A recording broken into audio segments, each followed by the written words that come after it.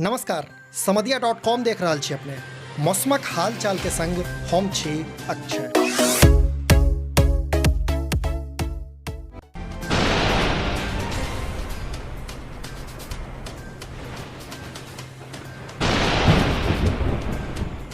मौसम विभाग बिहार में 9 जुलाई से अगला 72 घंटा के लेल भारी वर्षाक संग वज्रपात अर्थात ठनका खसबाक चेतावनी जारी केलक अछि, जकरा देखैत मुख्यमंत्री नीतीश कुमार राज्य आपदा प्रबंधन और जल संसाधन विभाग संग संग संबंधित जिलाक सब जिलाधिकारी लोकनि के पूर्णतः अलर्ट रहबाक निर्देश जारी कयलनि अछि। पटना मौसम विज्ञान केंद्रक अनुसार मिथिला प्रक्षेत्र में 9 जुलाई से अगला 72 घंटा खतरनाक साबित भ सकैया।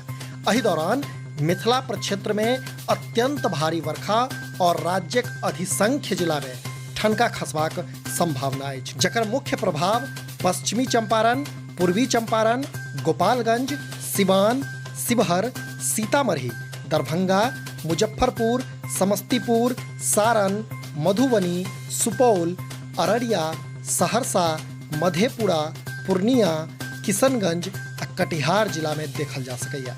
तैं समधिया.com सेहो अपने लोकनि से अपील करैत अछि जे एहन स्थिति में सावधानी आ सुरक्षाक ध्यान अवश्य राखी, घर से बाहर नहीं निकली आ देखैत रही समधिया.com।